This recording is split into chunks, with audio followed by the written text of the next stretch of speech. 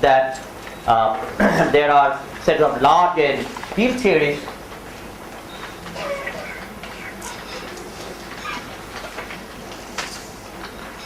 whose the singlet sector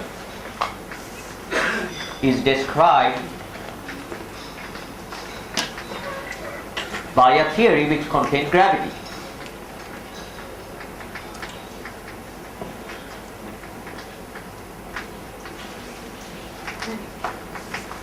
And I'd still like to emphasize the main ingredient that went into the discussion on large N is the factorization property of large N.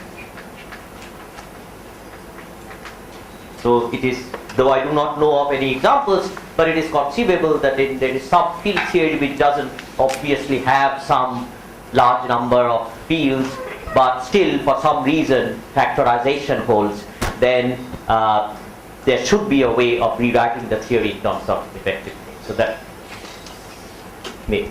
So today what I'll do is first to formulate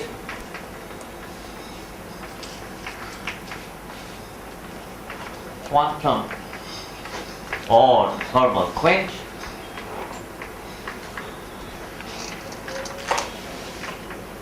in this framework, and in order to do that I need to set up the dictionary. How I said that it's a large N degrees of freedom which get packaged into new degrees of freedom, which I call the bulk fields. But I still need to tell you something a bit about the dictionary and how to calculate. I'll give you a sample calculation and then set up the stage for the kind of questions I would like to ask in quantum or thermal quench in this setup. So let me begin with the simplest setup. And once you have all this motivation behind you, I'll now liberate myself from the motivation, liberate myself particularly from string theory, and just discuss the way this thing works for the simplest case, where the bulk is an ADS. I'll call it ADS D plus 1. I'll describe a little bit about this to remind you what this thing is. And there is a field theory on the boundary.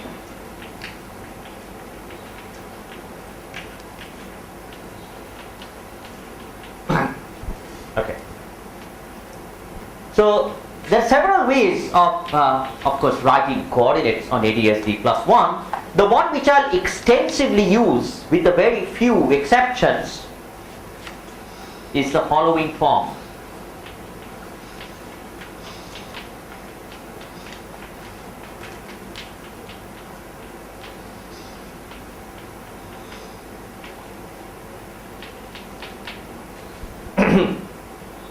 In this form, this space has a boundary.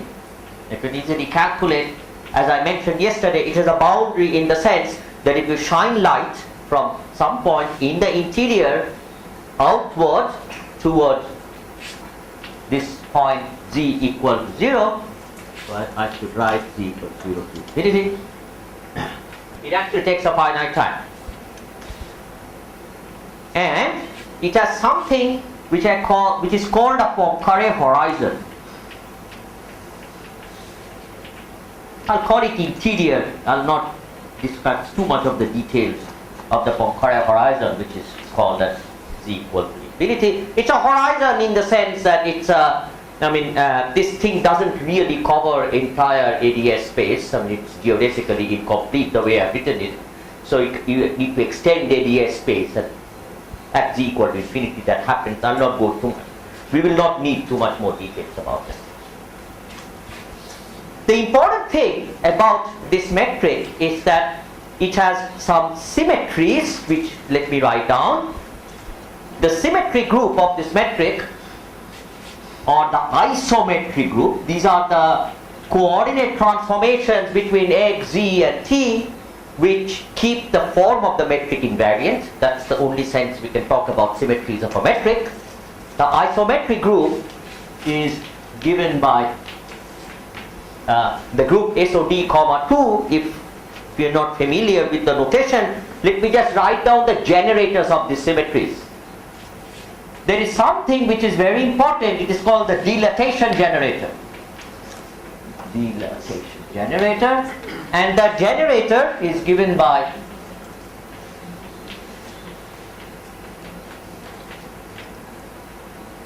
where the notation is that x mu is x and t and time.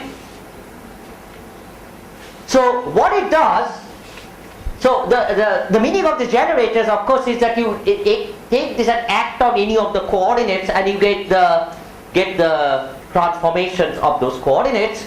So what it does, it takes rescalings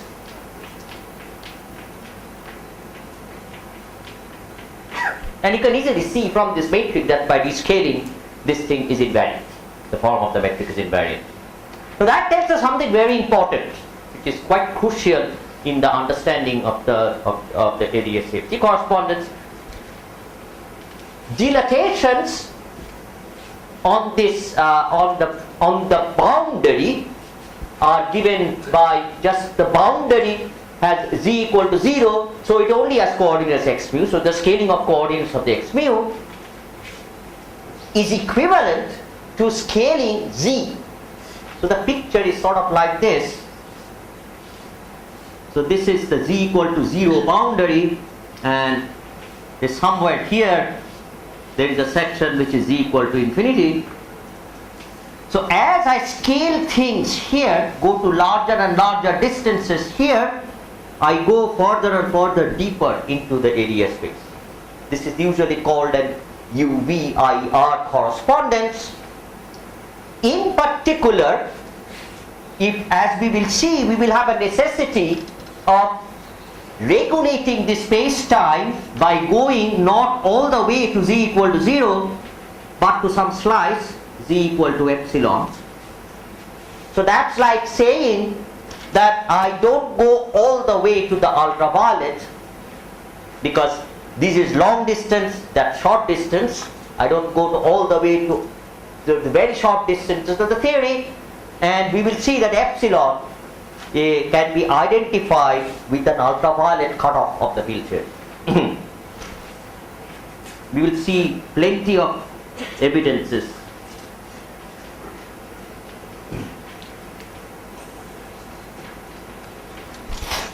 Let me also write down the other generators of this group. There are translations. This just translates x to x plus constant in x and t. This is obviously a symmetry of this theory. There are rotations, the Lorentz transformations in x and t.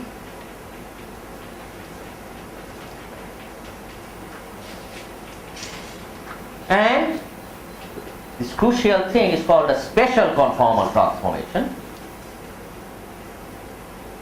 which has a complicated form.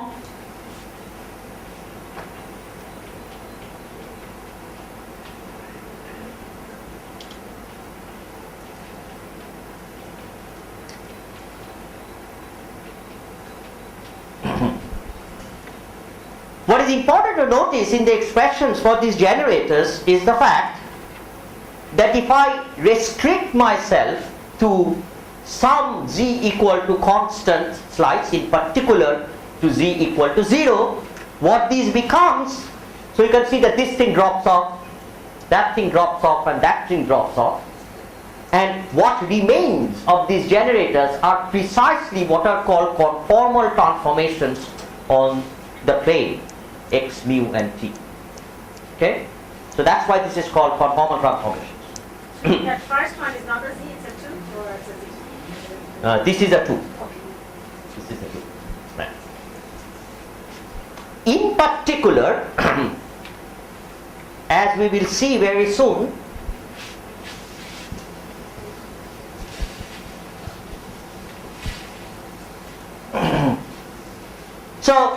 so what this tells you, that if I have a bulk like this, and if I try to write down some field theory which is living on the boundary, that field theory must share the same symmetries as the bulk.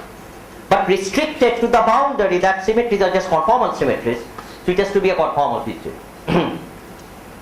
In conformal field theories are characterized by having a Lagrangian or not. I mean, it's characterized by some set of operators. So these are operators in a conformal field theory. And what the IISc correspondence claims is that for each operator O, there is a field in the bulk.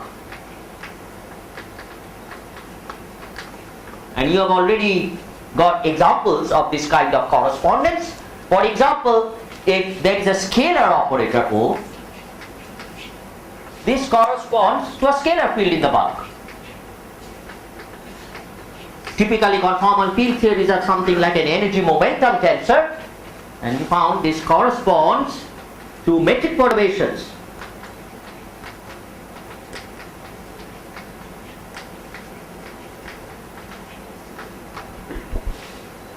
The conformal field theory could have some conserved currents.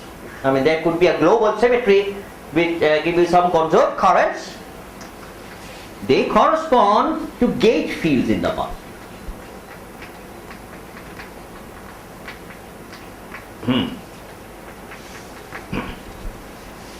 Each such operator in a conformal field theory has correlation functions which die off as power laws as a function of the distance.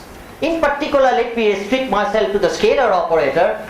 If I take a scalar operator between 2 points in the conformal field theory, it will be goes as some power where delta is called the conformal dimension.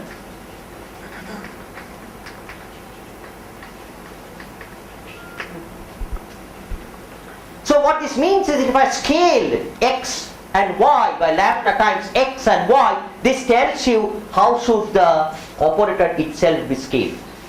This is the usual dimensional analysis which we do in field theory, but of course, as you know, in interacting field theories, those dimensions need not be just the engineering dimensions of a field theory. They contain anomalous dimensions. Now, normally, what happens if I take some large N field theory and it has infinite number of operators. You can write, billions and billions of operators, and many of if you can, calculate the dimensions of these operators. So you might think that you have to necessarily write down in the bulk a theory which has infinite number of fields in it, and that indeed is generically true. It is generically true that if you try to do such a thing, you need to write down a theory with infinite number of fields, which is of course horrible, but then for the examples which come from string theory, this infinite number of fields gets nicely packaged as a theory of strings. However, we will be interested in a class of conformal field theories, and the example which come from D brains belong to this class. Erase this, which have the following property. That as n as the coupling of the conformal field theory grows, becomes strong. And when I say coupling, I always mean a tooth coupling. By a tooth coupling, something like for example in a Young-Mills theory, this is something like Gn square n. Then what happened, we are going to consider that a class of such conformal field theories, only a finite number of operators have dimensions which are order 1. Others have dimensions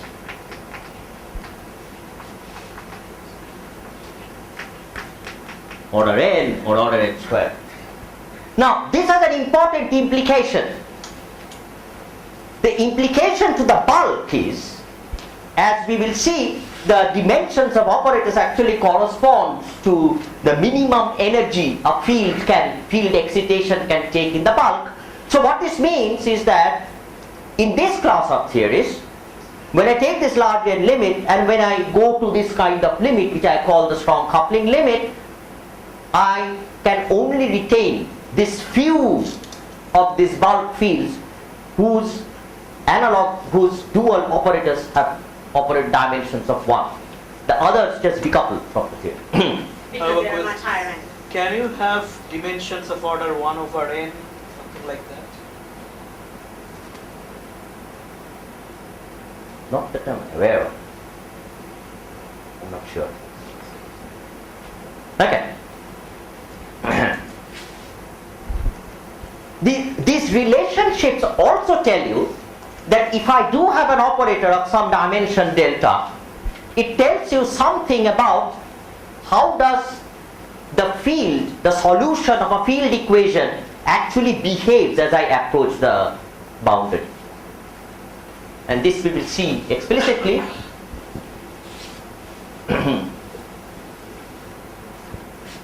So suppose, and so far without any justification, so I consider just the scalar. I have some scalar field in the bulk which is a function of z and x mu, and suppose that goes as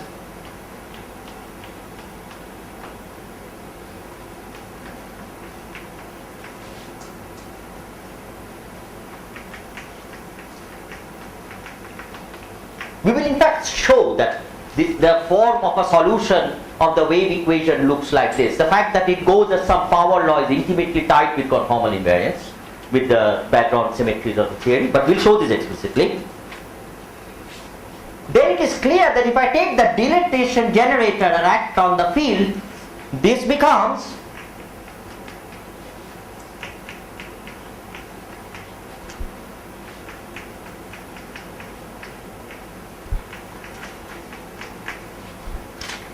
now what does this tell you?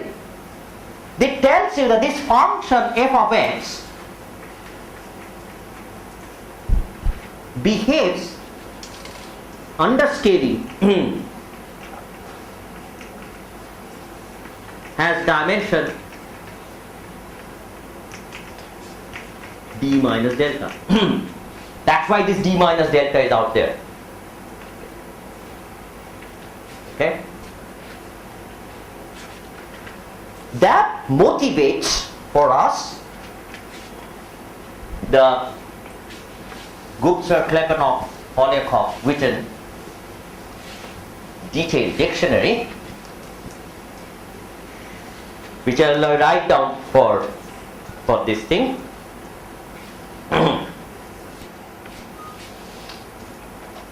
That if I take a theory which is some conformal field theory with some perturbation which is finite, if I write this perturbation which is like this, and I'll explain, let me call it phi naught just to be consistent with the notation. No, I shouldn't call it phi. Okay. Let me first write this thing down.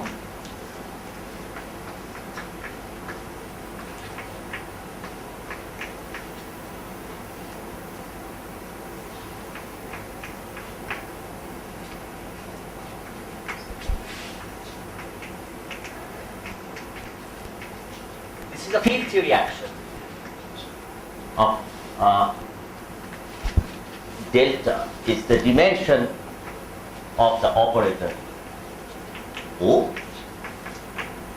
and phi naught is some freely specified value of function of time, function of space and time. This is some arbitrary function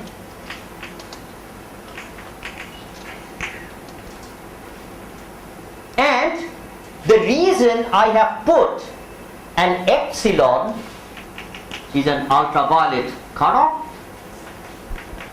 is to make this object phi naught to be dimensionless just by dimension counting, because this has d dimensions, this is dimension delta, so the whole thing should have some dimension d minus delta.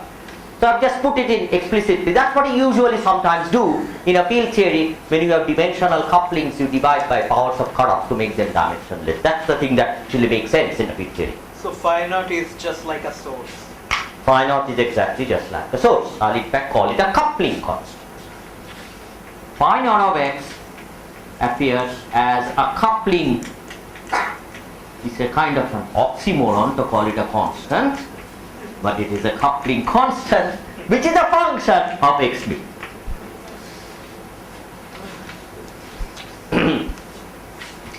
So what Gupta, Klebanov, Polyakov and Witten tells you to do is essentially the following. It tells you that you calculate the partition function as a function of this phi naught. These are field theory fields.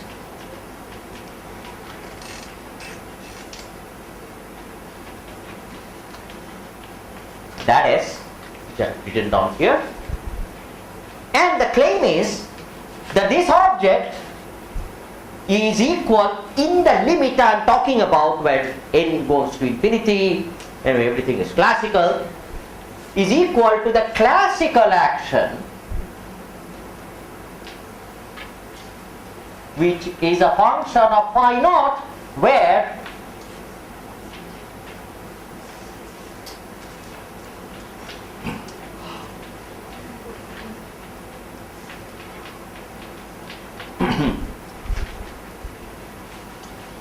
so basically what is being done as follows. You have a bulk geometry which sort of slips like this, and in this case it sort of goes all the way to infinity. You have a bulk action, we'll give examples of that. You solve the equations of motion for the bulk action. So the solution would of course depend on boundary conditions. What do you impose on the boundary conditions? You use, and I'll specify this very soon, some regularity boundary conditions. For example, let me think of Dirichlet boundary conditions. So specify values of the fields at the two end. You impose some regularity boundary conditions at z equal to infinity, which I'll specify very soon what kind of things those are. And you specify, this is, I take at a kind of thing as z equal to epsilon. You specify the value of the field as some specified as you choose. It's a boundary condition as you choose. So therefore the classical action, just like in Hamilton-Jacobi theory, is going to be a function of these boundary conditions, and that's exactly what I've written here. Okay? That's it. So once you do this, then by taking derivatives you can calculate all correlation functions of the original field by taking derivative with respect to phi naught. I have a question that e to the minus is classical. Isn't it only true in the saddle point approximation? Yeah, but I have argued just yesterday that for n going to infinity, we are working in this limit. Okay. We would like to believe that the ADS-CFT correspondence is more general than that the right hand side should be some kind of bulk partition function, but we don't have much, we don't know how to give a precise meaning to that at the moment. But it certainly believed that this is not it. I mean, this is in this particular limit. So this I'll call in the large n limit.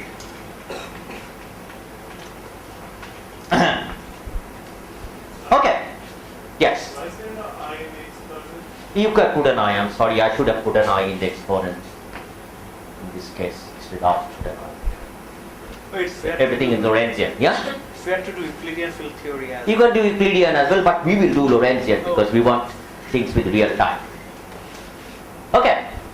So now it is clear how to formulate the problem of what we call, what I'll call a holographic quantum quench, with the abuse of the terminology. So suppose I have the following.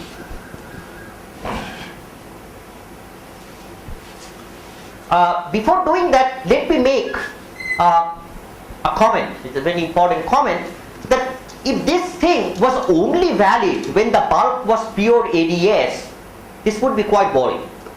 Okay?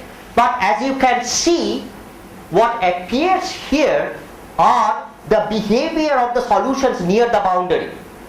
Okay? So this is also true,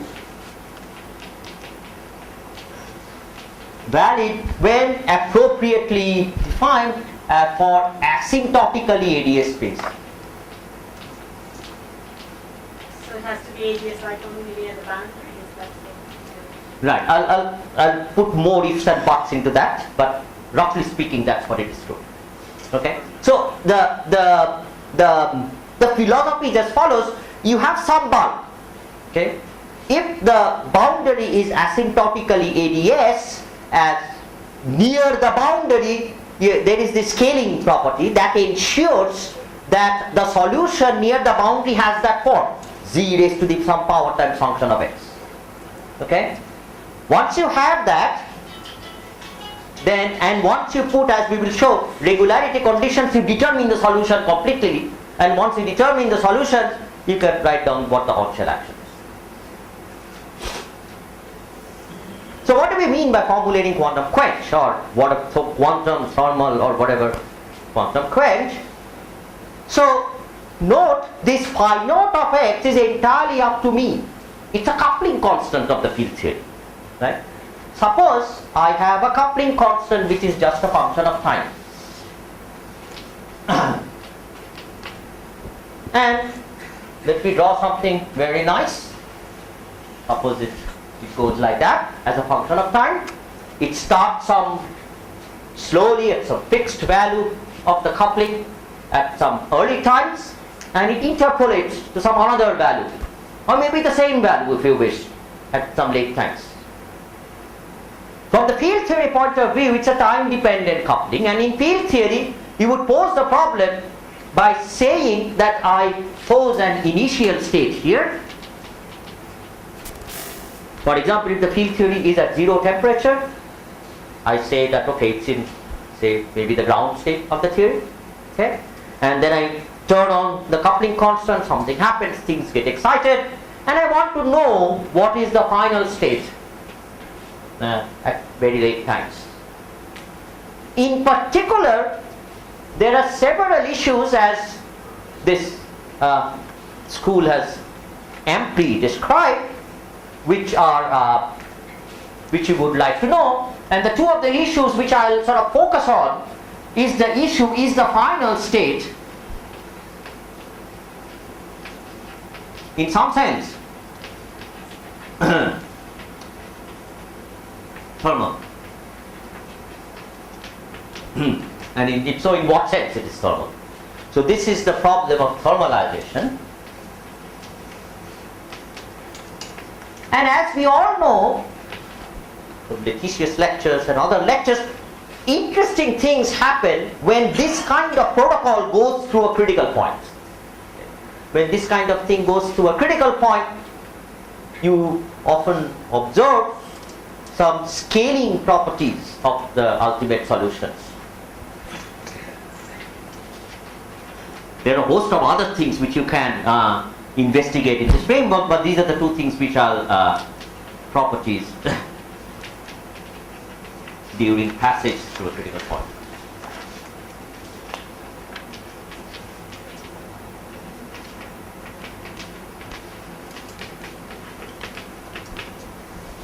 So in order to do this, I need to do the dictionary, I need to explain to you how to obtain critical points in such models and give you the results. That's a lot tall order. Yeah. Yes. So when you're talking about the final state interval, are you allowing evolution after the end of the quench? Yeah, it may be evolving, it may not be evolving, it could go. Of course, if it is thermal, if it is really thermal, it's not evolving, right? I mean, it's sort of in some trivial fashion. Yes. But things never become really thermal, something else happens. We'll see what happens. So Sumit suggests to set the picture, I'm doing something to this boundary. Yes. And I'm asking, what's going on in the interior. In the interior, and then I'm pulling information back from the interior, pulling it back to the boundary and obtain quantities it filtered. So let me paraphrase what Bulbul just said. So what you are doing is, you can think of the ADS space as like a box like this, and what you are doing in that box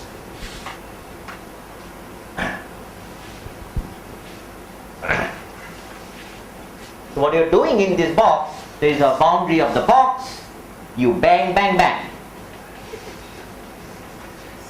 By banging, I mean you bound the conditions, it's some function of time, and so if you bang a box, something happens, it sends out something in the interior. So if this is time, it sends out things like that. And whatever happens, you have got to find out. You solve the equations of motion and find out what happens. Are we talking about the bulk theory or the boundary theory? Bulk theory now. This was boundary, this is bulk. Okay? So you have time-dependent boundary conditions. So take a string, for example, and wiggle the string at the end. What happens? Some wave goes out, right? So it's exactly a similar kind of thing. And as we will see, this one crucial element in all this is that the bulk theory contains gravity. Now gravity is very funny. It's a universally attractive force. You do things like this, there is a good chance that there will be gravitational collapse. Things tend to collapse. For example, I suppose I do it in a completely translational invariant way. Like in space, I bang everywhere as a function of time, but homogeneously. Right? So you would sort of naively expect that it sends in some waves into the bulk. Gravitational waves or disturbances, they also attract each other. They try to collapse, and if they try to coalesce, good chance it forms a black hole. Okay? That's one of the things we will be studying in this process. And as you probably have heard, black holes are characterized by a temperature. So in some sense, the theory starting from zero temperature goes to some final temperature. Okay. Question. Yes. So are you naturally staying in the CFT the whole time? Or No. CFT plus something. Away from CFT. I mean, is it a marginal operator, or are you really... Relevant operator, any relevant operator. And each of the CFT is universal attraction, like from gravity perspective? Repeat that question again, please. In gravity, entropy attracts, but they also see that in CFT. Well, of course, I don't know how to see that in CFT, except in things like in a highly supersymmetric field theory is where you can calculate. This is a strongly coupled CFT. So it certainly shows that those strongly coupled field theories, we do have gravitational VF, have this universal. With the tendency to thermalization, It's the tendency to thermalization would indicate that. Yeah, it sort of indicates at least things like the energy momentum tensor or things like that. Things tend to relax. There's a relation between scale inside ADS and scale in the boundary. That's right. So if things relax to some long scale, it's like things can collapse. I should give a little bit of ifs and buts to this. As I mentioned yesterday, I mean, this is only a patch of ADS, the global ADS. The boundary is not flat actually. It's a some-dimensional sphere. That's like a field theory living on a compact space. Then, for this kind of thing to collapse and form a black hole at the first try, you need a minimum amount of energy to actually cross that gap which forms in the black hole. I'll not go into the details of that. But it is believed that eventually, for generic initial conditions, things go and bounce back and go and bounce back and ultimately collapse. Okay, so let me say a few words about how does one do these calculations, and I will do it in a way which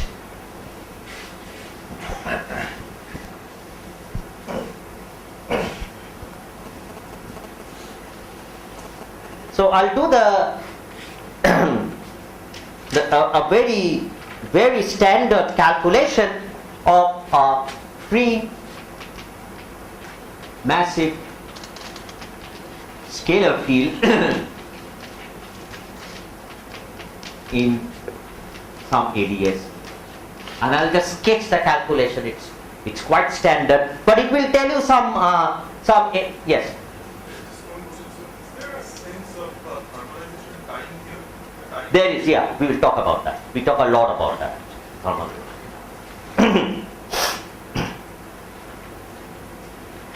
Okay. In ADSD plus 1, I'll always use those coordinates, and I'll set R to be equal to 1 just for simplicity. I will always use these coordinates.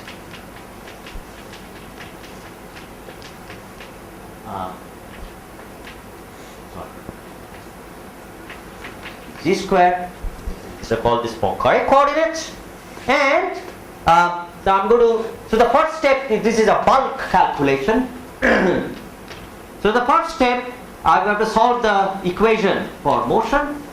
I'll not tell you what the solution is. The solution actually is can be written in terms of Bessel functions. Maybe I'll do it in terms of Bessel function.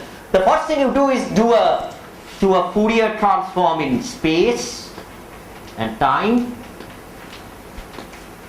So you write phi as e to the minus I omega t minus kx, and terms of phi k, which is a function of z, and it turns out that the phi k as a function of z has the following form: constant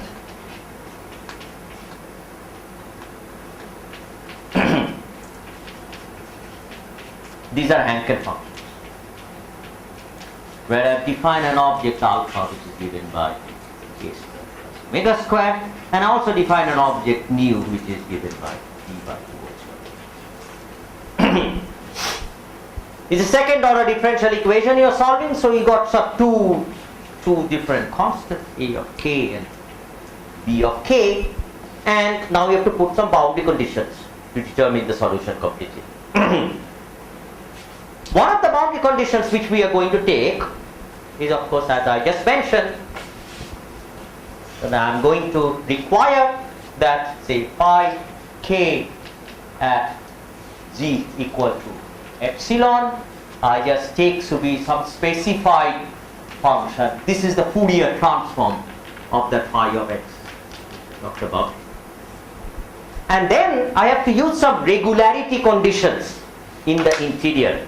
Now that's a bit tricky in this case, as actually was first discussed in a paper by Albioni, Vijay Balasubramaniam and Bert Krauss.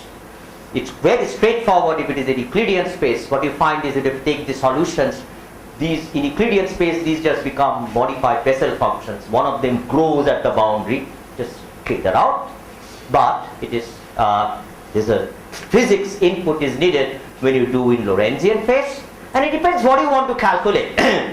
Now, just jumping a little bit ahead, we are using this thing as a kind of a generating functional for correlation functions. And in real time, of course, there are many kinds of correlation functions: advanced, retarded, Feynman, what have you. And I'll just tell you what you need to do in order to calculate sometimes the things which are of interest for, say, linear response, which is the retarded correlation function. And for the retarded correlation function, I actually forgot which one you take. You actually kick out, I think, this one. And this has the following physics behind it. So this is there is a way of drawing in terms of what I call Penrose diagrams. This is a picture of the ADS space in Penrose diagrams. So I'll just tell you what. In a Penrose diagram, light always travels in 45 degrees, left and right. So that's the feature of this diagram. In this diagram, these are constant z slices. And these are constant time slices. And this thing is equal to infinity, this thing is equal to 0. So the slices just go and bend and eventually become null like this. What this choice corresponds, this has become a null surface. And what this choice I am doing corresponds to is the fact that if you take consider, this is of course you're solving for a wave equation, so there are some waves which are propagating in the bulk. So you look at what the waves look like near what is called the future horizon, on this part. Okay? There will be a component of the wave which goes in, and there is a component of the wave which goes out. Okay? What this choice of regularity, what this choice of boundary conditions does is to choose the one which is going in. And that has a physical meaning, particularly when, as we will see very soon, I'll replace this geometry by a black hole geometry, is because if you start out with the ground state of the theory, starting off with the ground state, so let me just draw in this what we are doing in the in the quench. So that gives you a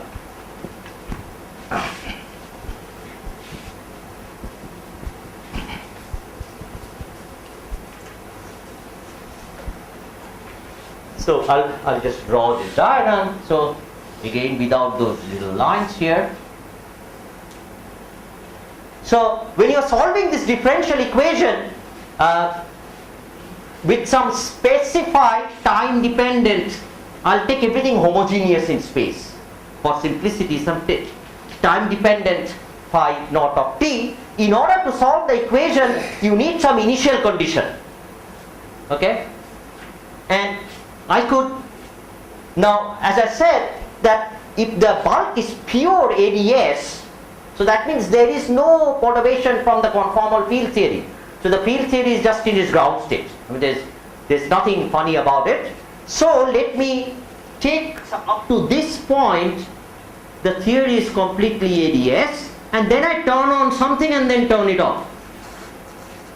Okay? So what this corresponds to are some trivial boundary conditions on this null slice.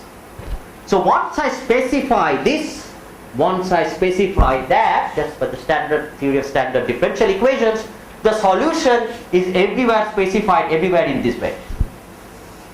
Okay? But if you think about it, what this is doing is that the only non-trivialness in the solution comes from things which come from the boundary. You are hitting the boundary, you are doing something and things are going in. Right? And so things will sort of go in like that.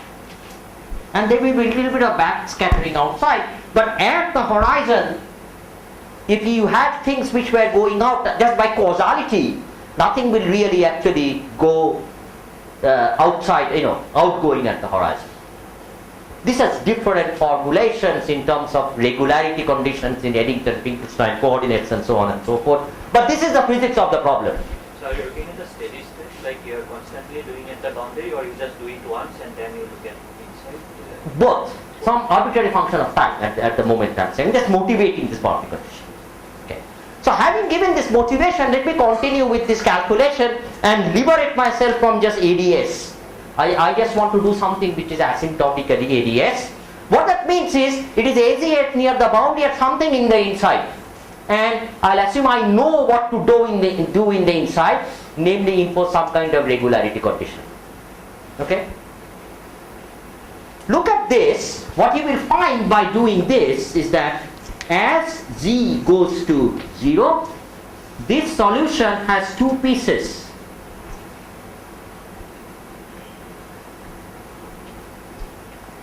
Minus nu, and then there is a piece, some I'll call it some alpha of k, and then there is a piece, let me write down. So what I'm doing now is stick to these at the moment and expanding this Bessel function as a power series expansion in Z. Okay, if you open your favorite book and see what the power series expansion looks like, you will find that this has thing, and then there is a term plus nu.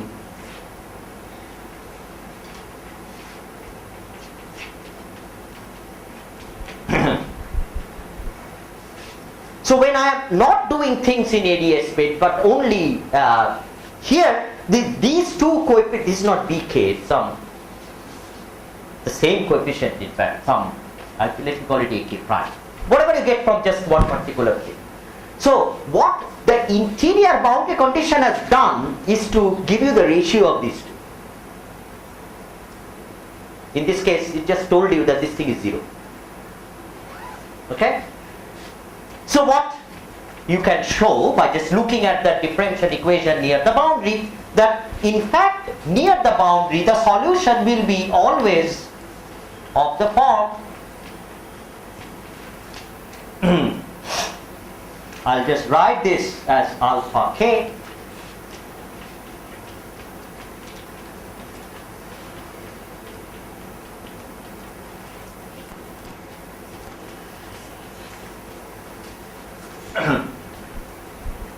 d square, and what the boundary conditions in the interior tells you beta k by r. Boundary conditions at z equal to 0 tells you, say for example, specifies for example alpha k, and therefore specifies beta k, completely specifies the solution. So all you now need to do is to take this form of the solution, and for this free theory this is good enough. For an interactive theory you have to do more, something called Witten diagrams, which I will not go into, and calculate the on-shell action. So the on-shell action is given by GAB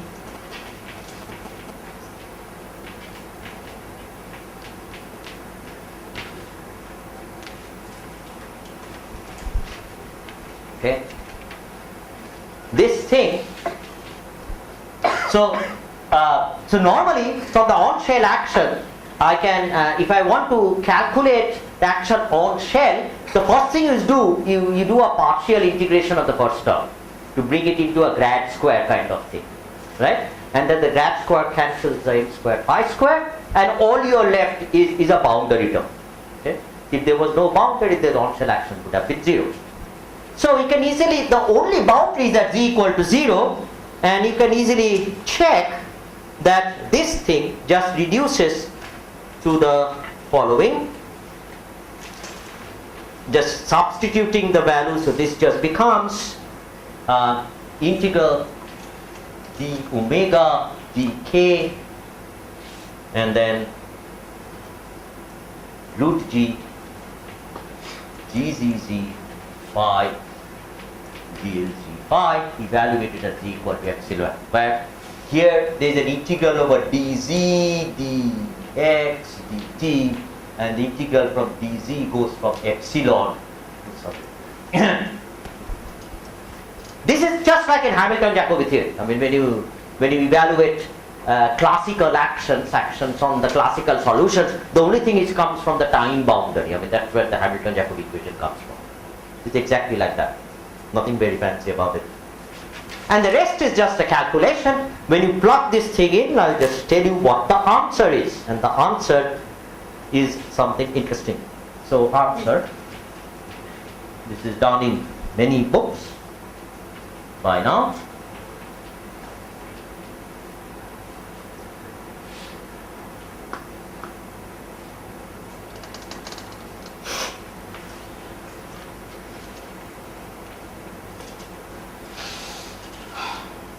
I'll define these objects.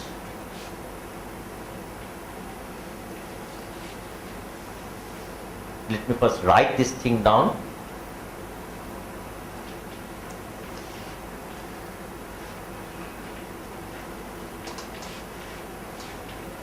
By k is k and omega minus omega.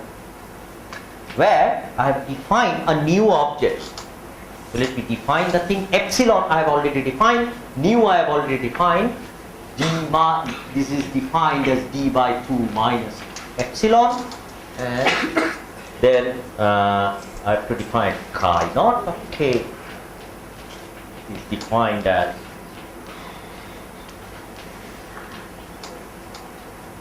Kn. Whenever I say it's Kn omega, it's just a definition. This is just a very straightforward calculation plus terms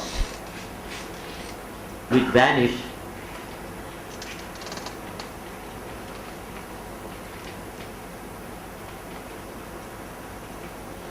when vanish has some order, some positive power of it. Do you have dr in the integration as well? R. What is R? Like the initial integral, it had dr there, like in the dz. volume form. Z you mean? dz. Z. And what happens to that? That should still remain there. This became a boundary term. This is the boundary term which comes you from were doing partial by integration. parts. Yeah. By integration by parts. But isn't there another term that should be? Which is the bulk that cancels by the equations of motion. Okay. I see. Just do an exercise for a simple harmonic oscillator in classical mechanics and calculate the on-shell action. This is what you find. Okay. That's all I need. You said that this answer has been worked out in many places. Is there a natural reference for I think these guys' papers I find the most transparent about it. It's an old paper, but I think it just does it in detail with all coefficients which are all correct and everything. Could you write down the reference, please? That paper. So, the two papers I'll refer to in this thing. One is Bala Subramaniam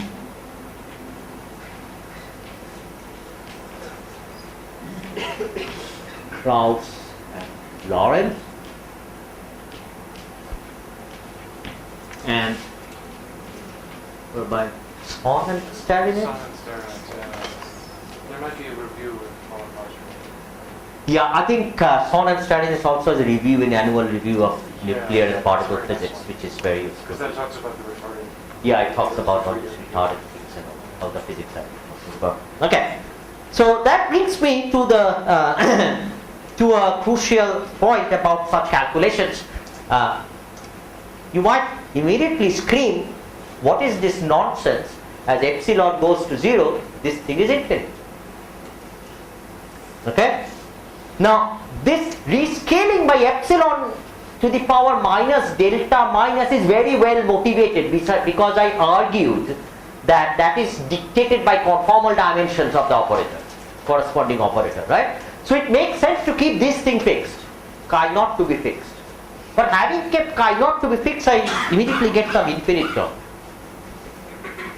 But if you think about it, if area CFT is right, you are secretly calculating some quantity in a strongly coupled field theory.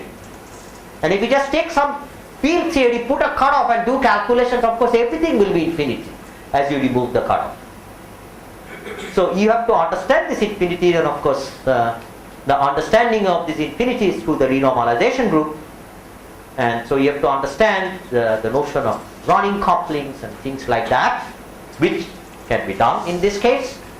But for us, what suffices to say is the old-fashioned way of thinking about renormalization, that what you need to do in a field theory is to add counterterms to cancel those divergences. And here you also have to have a notion of how to, how to do this in this bulk calculation. In the bulk calculation, there is a geometric insight which you need to use. You cannot just put anything you like to cancel those divergences. And one of the checks of your calculation is that you should be able to cancel all these infinities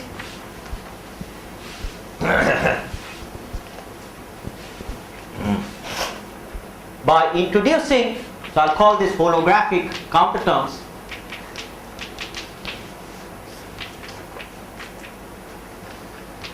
So these should be local terms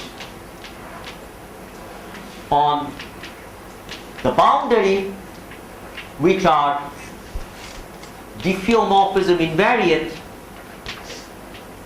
under diffeomorphism invariant on the boundary, so in terms of the induced metric. The induced metric on the boundary is the metric which is restricted to z equal to epsilon, so that has this thing which is and so what you are allowed to do, if you write this as gamma ij, gamma mu nu dx mu dx nu, you are, for example, allowed to write all terms which are like square root of gamma d phi whole square, square root of gamma phi square, and so on and so forth.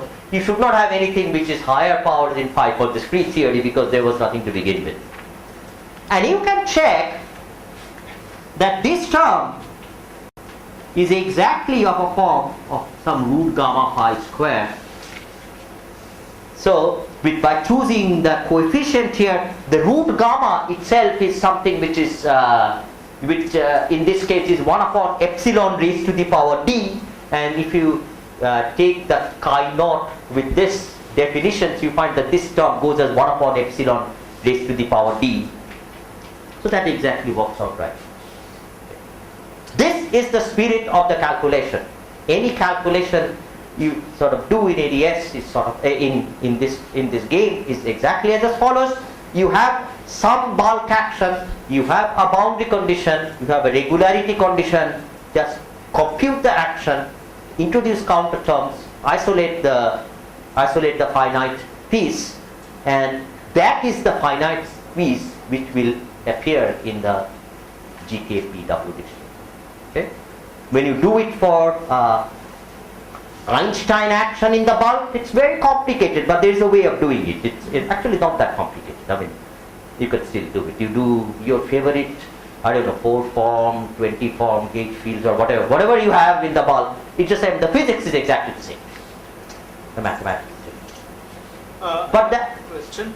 So what is the interpretation of I didn't write what G the of ubiquity of K. epsilon in the boundary theory? So as I just said, epsilon in the boundary theory is an ultraviolet position space cutoff. But I thought epsilon it's not in the bulk theory. It's in the bulk theory, but I'm going to identify this with the ultraviolet cutoff of the bulk. But I thought the boundary theory is CFT. How can it have a scale?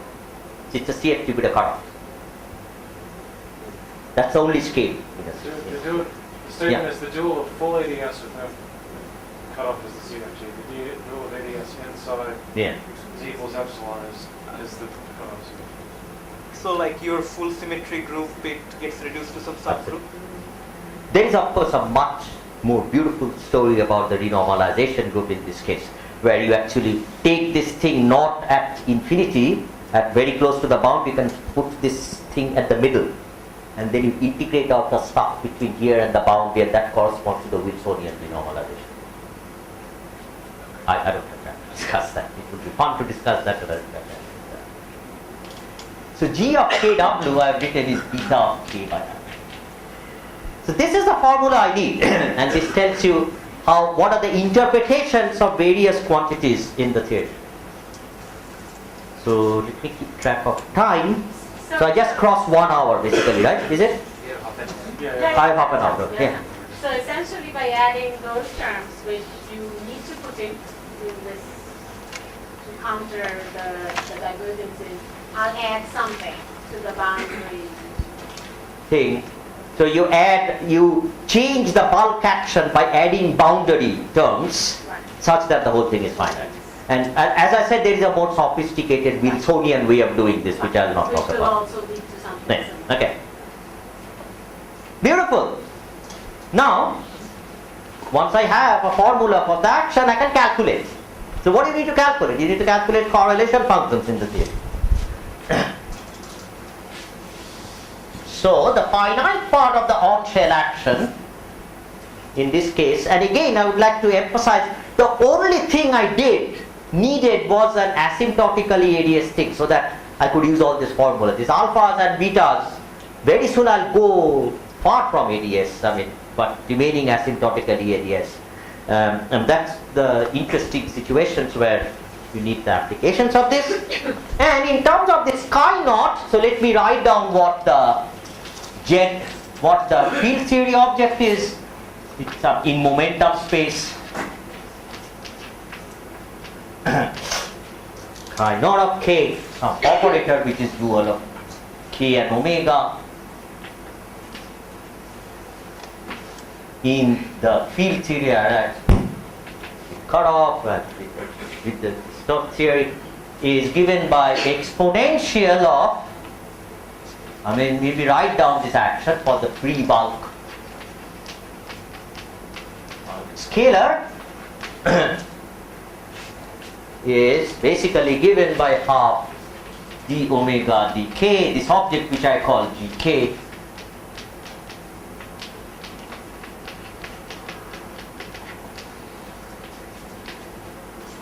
now what would happen if I had an interacting theory in the bulk? Nothing different. Calculate the solution and plug it in. Everything will be written in terms of the boundary values. Of course it will not be like that. There will be chi naught cube and chi naught fourth and what have you. So conceptually nothing very different about it. So this tells you that if I want to calculate the one point function of the operator in this theory, what I need to do is to take one derivative of on the right hand side with respect to chi naught, and that immediately tells you that what you have is up to some power is going to be g of k chi naught of k omega and remembering that g of k is basically beta by alpha, it turns out there are factors which I too new, there's some factor of new out here. I'm not worrying about overall constants at the moment. And remember, plus 1 plus and for usual cases, so let me write down what delta minus in grand detail is. I've written it somewhere. So d by 2 minus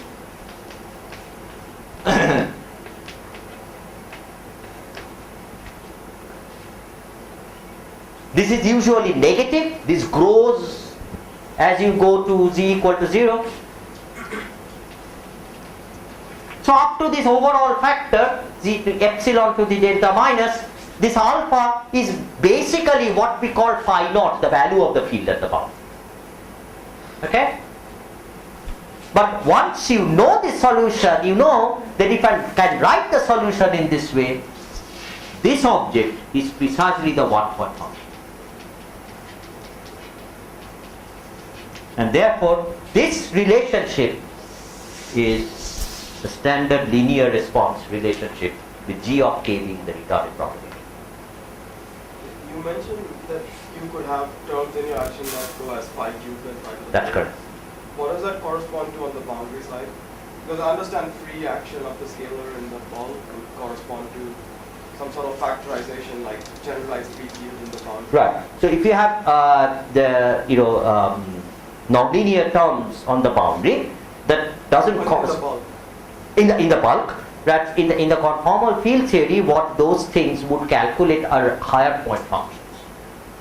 See, in this case, this is good enough to calculate just the 2-point function of the field theory. Right? So clearly, if any higher point function will be just completely factorized. No, but if you have phi cubed and phi to the fourth term in the first place, your equation of motion is going to be different. Absolutely. And then your 2-point function might itself change, right? Absolutely. But it's the same thing. So what you have got to do, the term which is quadratic in the chi naught, right, will also again be of this form. And then there will be terms which are like chi naught cube and so on. So if you are interested in calculating multi-point functions in the conformal field theory, then you got to take suitable number of derivatives and put chi naught to 0.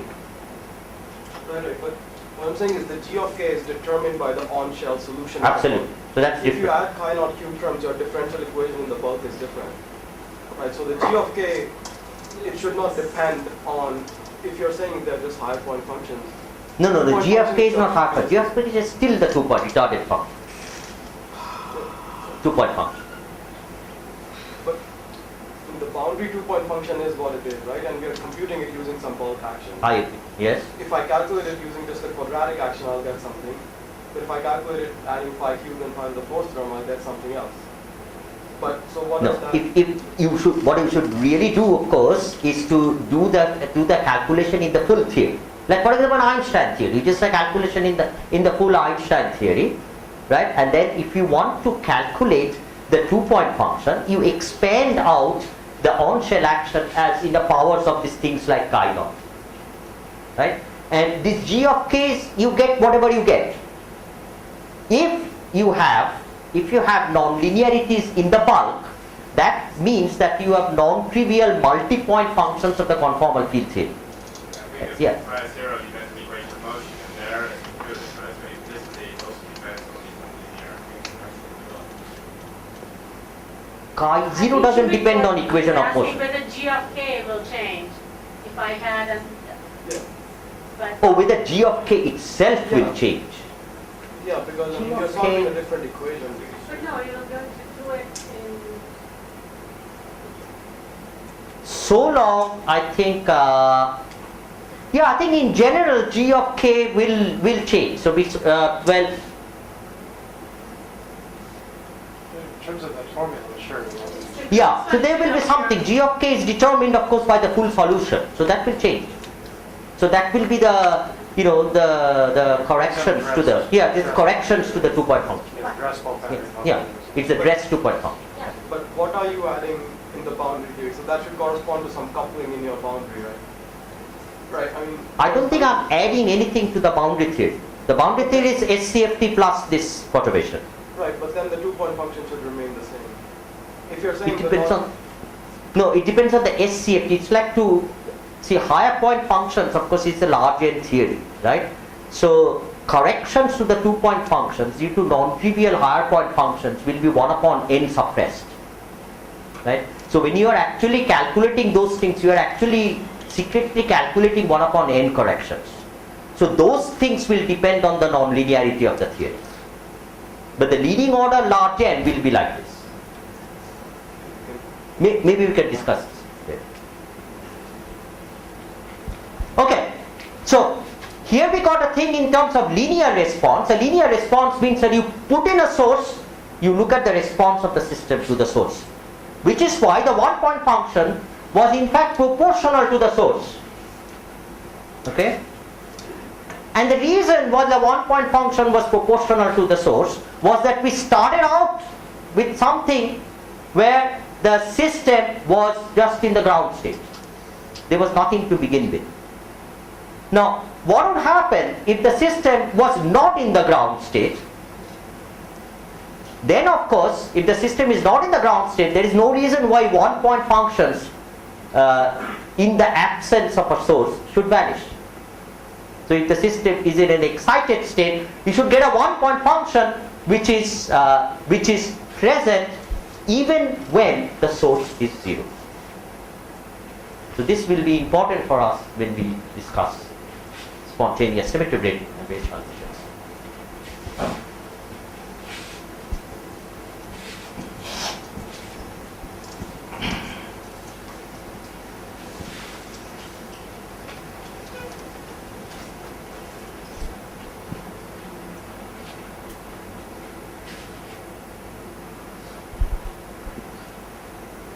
So, what are the situations where this can be non-zero when phi naught itself is 0? How could that happen? You could, of course, have a solution like this. There's no reason why it shouldn't happen. So let me just give you some examples, very well-known examples, where this is indeed the case. So, an example, the first example is what is called a black brane. A black brane is a solution of the equations of motion for the standard action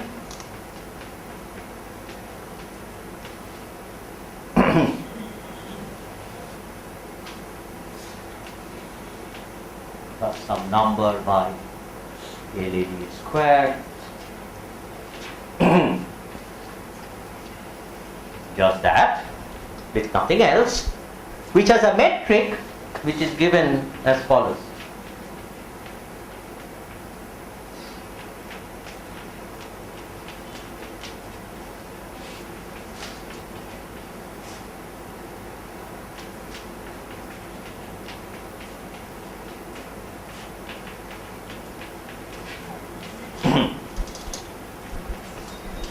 This black brane is characterized by a Hawking temperature which is essentially proportional to R naught.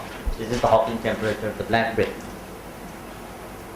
As you can see, if you put R naught equal to 0, it's just the ADS metric with R,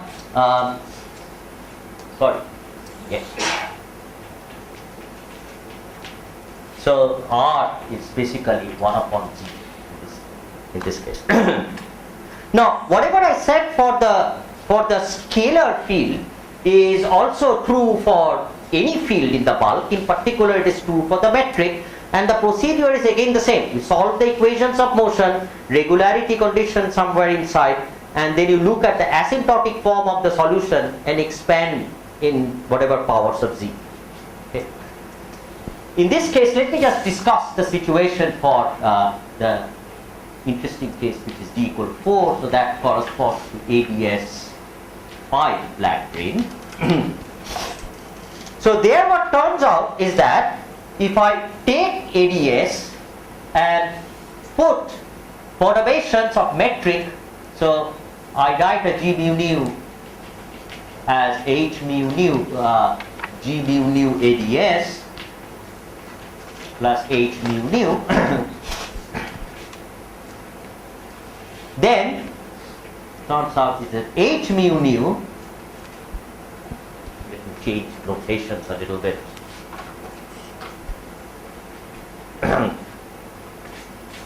It's a little bit involved. So if I write the metric, it turns out that near the boundary you can always write the metric in the following form. Let me call this G of J. Now it's a function of X. Sorry. New. It's new. Where these are the boundary coordinates. And 1 upon Z square. This is function of X. Sorry, X, Z. So it turns out that the similar analysis as done for the scalar actually tells you that G mu nu of X and Z has an expansion which is like G mu nu of 0 of X plus some Z squared, G mu nu of 2 times X plus Z4, G mu nu 4 times X, and so on. There is an expansion of this G mu nu which looks like this, and an analysis which similar to what I did for the scalar tells you that this is what corresponds to the source or the coupling for the energy momentum tensor, as is clear because this is going to be the boundary metric, and this corresponds to an expectation value of the operator which is dual to this, which is the energy momentum tensor. If you solve the equations of motion, you will find that this is actually determined by that. That is free. Aren't there some log terms? Yeah, there can be some log terms, but let me not worry about that. Moment. Yeah. So if you look at this metric and try to write it of this form, what you will find is that this has, as is quite clear, say put D equal to 4 here, there is no term here which is a G mu nu of 0. So the boundary metric is completely flat. So rather this is, so what you find in this case, if you do that, it's a non-trivial calculation. What you find, G mu nu of 0 is just a flat metric. So there is no source. But what you find is there is a G mu nu which is non-zero, which corresponds to this non-zero energy momentum tensor, and that corresponds to the standard energy momentum tensor This is T4 epsilon diagonal path.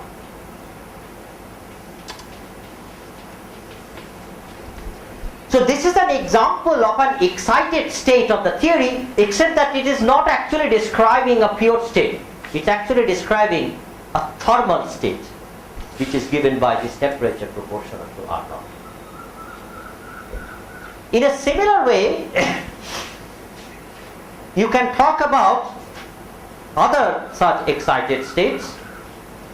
For example, you can consider a charged black hole, charged black brain, which is another excited state, which is a state with a finite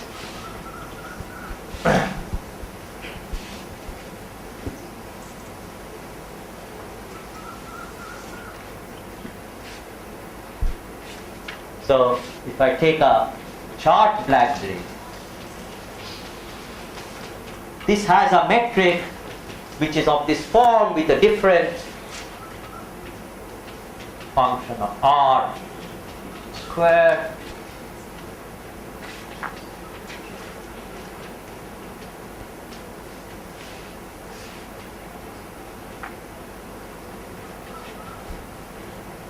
and let me find if I have a chart that metric somewhere.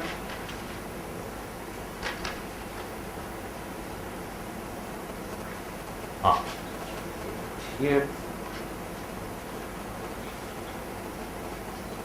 it's a complicated function which you can read off from any book. I mean, this is a known function. This is called an ADS Reisner-Nordstrom black hole, and on top of that there is a gauge field in the bulk which is AT, which has the following form. It's E minus 2. Okay. Now, what is the meaning of having a background which is a charged black brain? It clearly has an energy momentum tensor, as is obtained by taking this metric and writing it in exactly of that form. So it has an energy momentum tensor which is non-zero. It is thermal with some temperature, which is given by some formula. What is A? Is a bulk, is a time component of a bulk gauge field. Okay. A mu. This is a solution of an action which is square root of G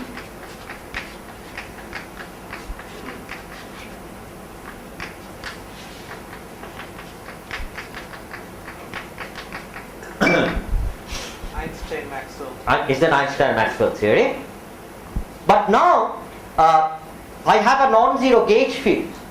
Okay, a non-zero gauge field in the bulk corresponds to a current on the boundary,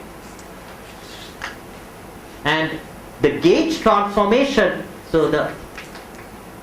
corresponds to a current of a global symmetry. In this case, the global symmetry is U1. So the time component corresponds to J of T, and another name for this is a chemical potential mu.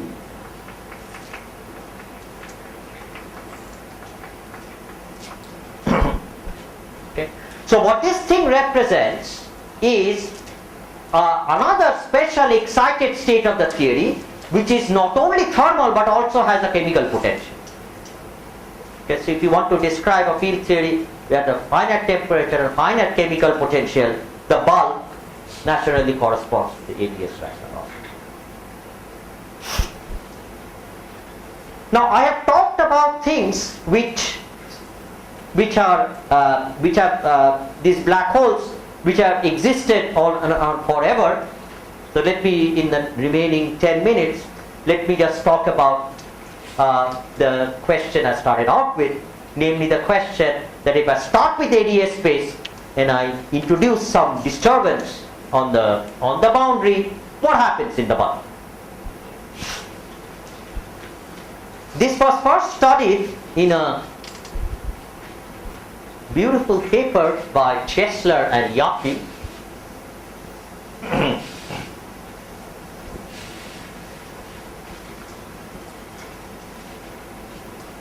And I'll tell you what the problem. I'll describe to you the setup which they use to discuss the problem.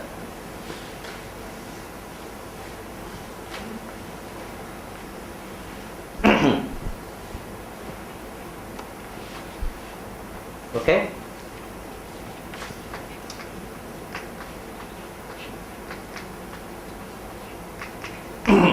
A few years back. So what they consider is a boundary which is flat, which is topologically flat, but a boundary which has a non-trivial metric. So let me write down what that non-trivial metric is. So the coordinates which they use is a pure, a completely flat space is described by what are called boost invariant coordinates. These are some transverse coordinates in 3 plus 1 dimension. So there are 2 of these, and this looks a little bit weird, but if you do a coordinate transformation, it just becomes standard Minkowski space. This is called the Villeneuve of Minkowski space. This is appropriate in this game because I'll not go into the reasons why it's appropriate. So what they say is that, so again the problem is the same. I need to specify boundary conditions and then solve the equations of motion. Boundary conditions and initial conditions. So their boundary conditions are were the following. But boundary conditions in this case is to specify what is the boundary metric, and that's something which they'll take as a function of time. So they took this to be of the following form.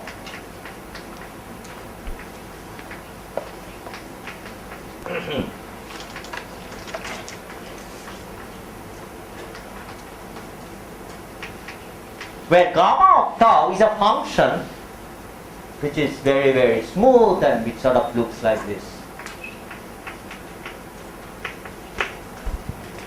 Here tau is a time on the boundary. What I have done here, I have sort of put an overall scale for the transverse part and an overall scale in the longitudinal part such that the volume doesn't change. So it's like a time dependent shear on the boundary. Okay? So these are the boundary conditions. What are the initial conditions?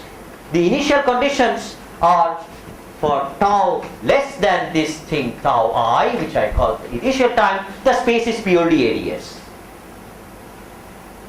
So I have to tell you the ansatz you use to calculate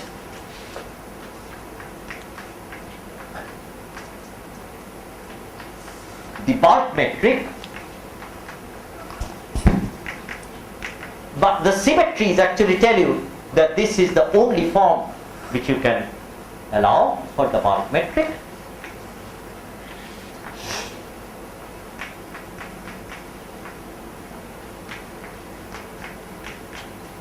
B is a function of R and tau.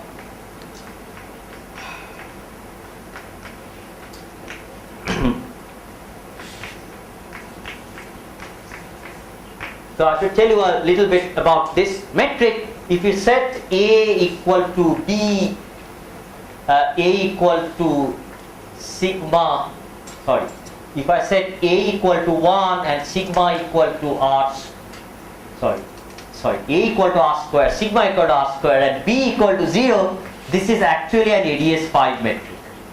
It is ADS5 metric in what are called Eddington-Finkelstein coordinates. These are coordinates which are very smooth, in the interior, near the horizon. So it's useful to use these coordinates. But suffice it to say that these are this Eddington-Finkelstein metric. So you're going to solve the equations of motion with these ansatz with the boundary conditions which are consistent with what we have. So the boundary conditions are limit r tending to infinity.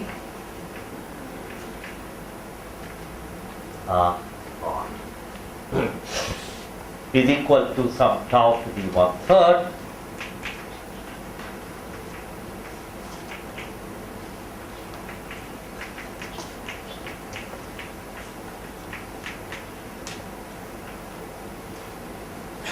you can check that the substituting this as a boundary condition and restricting to the boundary which is at r equal to infinity, so the constant r equal to infinity is the boundary. You get back this particular metric. You have to choose some initial conditions, constant tau lines are now null lines, as you can see from the metric, and the initial conditions you just choose B. It turns out that at some initial conditions at some tau equal to tau I slice, it just turns out to be something like this.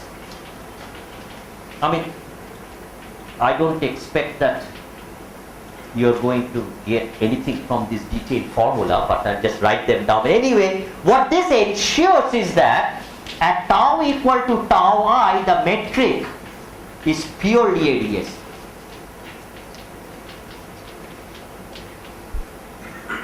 So what they are studied by doing this is pure ADS5 is a conformal field theory, which is in this case at n equal to 4 super Young-Mills theory. You start out with a vacuum of this conformal field theory, and then you added a source to this conformal field theory. The source for the energy momentum tensor, which equivalently changes the metric on which this field theory is living by to this particular metric, which is time dependent. And then they studied what happened in the bulk. And what they found in rather beautiful numerical work is so I'll tell you what they found. It's so the result is a formation of an apparent and event horizon.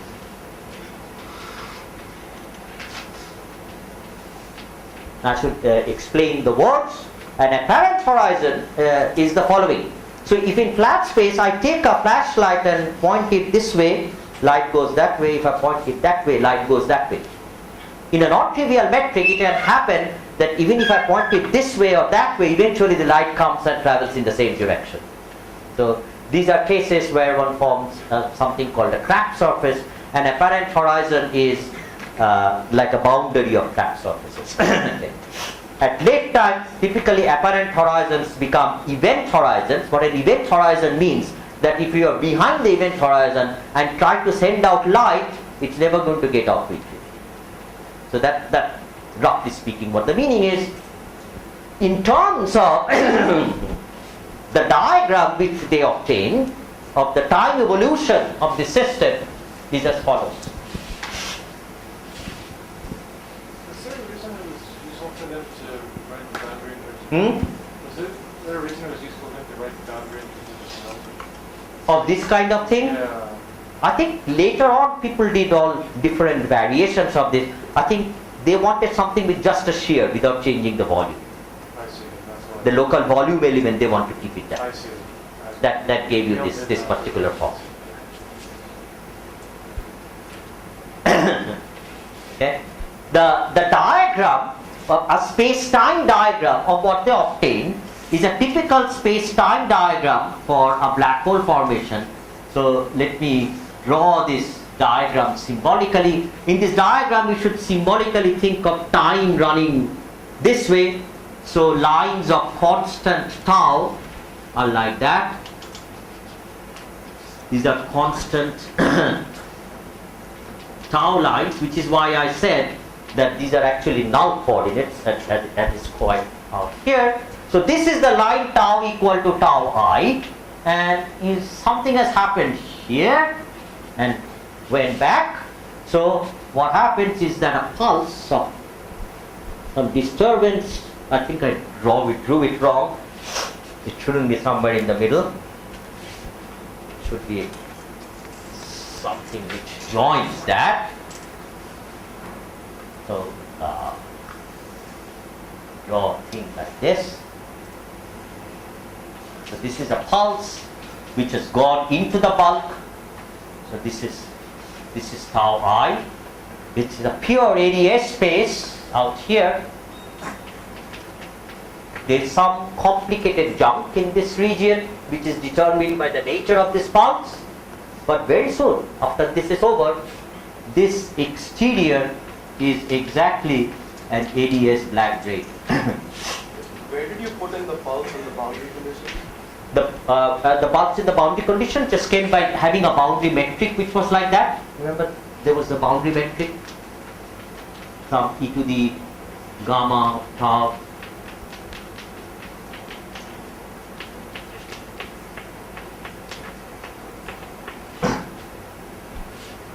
So if gamma was 0, this would be just a flat space. So this gamma had a thin profile which sort of looked like that. So that was changing the boundary metric as the source for the energy momentum tensor. And what this actually showed in physics is something a little bit, which was a little bit surprising for some people. And the surprising thing is as follows. The geometry, so if the pulse is at some limited time, delta t, let's call it, what this diagram shows that soon after this line, everything is just ADS black holes.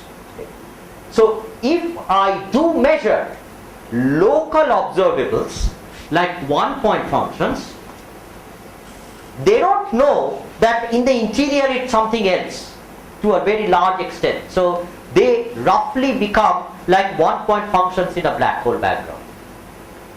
Okay. If I compute 2-point functions, the form of this metric is something which is called the Vaidya metric. I mean, it roughly, approximately becomes something which is called the Vaidya metric. If I calculate a 2-point function, I start seeing something different. And this is what other people have done in later on, is to explore, assume that such a thing happens and calculate various quantities using the IISc correspondence. Now, the reason why a 2-point function sees something different, because the 1-point function very quickly thermalizes. It thermalizes right after the pulse is gone. Okay? The thermalization time scale is not set by the final temperature of the theory, but by the duration of the pulse. Okay? So that's what people call fast thermalization. I'll just take 2 more minutes, then I'll be done. On the other hand, if I calculate 2-point functions, I actually see something different. And the reason is, so I showed you one way of calculating 2-point functions, but there is another way of calculating 2-point functions in the theory. So the 2-point functions were the 2-point functions of the boundary field theory. Okay? And it turns out that the second equivalent way of calculating the 2-point function is done as follows. So suppose you want to calculate the 2-point function between 2 points on the boundary. Okay? So what you do is you calculate a bulk 2-point function.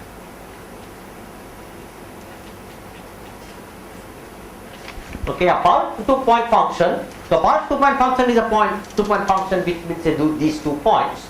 And when the field whose 2-point functions you are calculating as a large enough conformal dimensions, it's a very good approximation a la Feynman to replace the 2-point function in terms of an exponential of a geodesic length. You know, that's what Feynman path integral does for you. So roughly draw a picture that you take a geodesic which joins these 2 points, and you find the length of the geodesic, and then the bulk 2-point function is given by the conformal dimension times the length.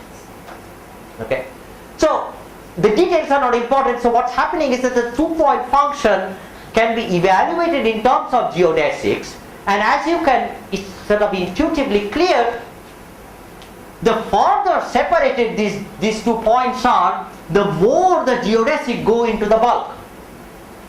And at some point it starts seeing that pulse in, and as you go more and more, it takes longer and longer. And if these 2 points are here, it will see this thing right away. If the same 2 points at the same distance are somewhere there, it will not see this. So it's a thermalization which is actually scale dependent. Okay? But however, it's a thermalization which is a little bit weird from the usual point of view, because things at short scale seem to thermalize first, and the things at long scale seem to thermalize later on. Now this is opposite to what typically happens in weakly coupled theories. I mean, in usual things, I don't know, the big things thermalize first and then the atoms and molecules, and it goes sort of top down rather than this bottom up. I don't know whether there is a good understanding of this, but this is, if you wish, a prediction for the kind of conformal field theories which have gravity duals. Sorry, you would think that local equilibrium is established on small scales first, right? I mean, the usual hydrodynamic story, in which T of x and E of x are slowly varying function of x. So the concept of local equilibrium could be this, where things at small distances thermalize first, and then you have some hydrodynamics at long time. Well, this passage is, I think, probably strictly should be called as a passage to a hydrodynamic regime. But I think the surprising thing which people say about this is that, in normal physics, if you have, somehow the big things, collide and thermalize first, right? Is it the difference between weakly coupled theory and strongly coupled theory? That's what people say. Okay, so I should mention just a few other works. This is a very nice sort of semi-numerical work. There is some analytical work by Shah Anthony and Shiraj, which quickly followed this work, where what they did was to take a pulse of a different kind. It was a boundary value of a scalar field whose amplitude was very small, but its duration is as you wish. So they could do a systematic perturbation, very sophisticated systematic perturbation theory in the amplitude, and obtained results which are very similar to this. There have been extensions. You might wonder that can you also inject particles into the system? Can you also change the chemical potential as a function forming ADS black holes? As far as ADS rational Nordstrom black hole, as far as I'm aware of, nobody has done the a priori calculation for that. But what people have done is that what they have assumed, Vaidya type metric for ADS Nordstrom black holes, and the two papers are sort of aware.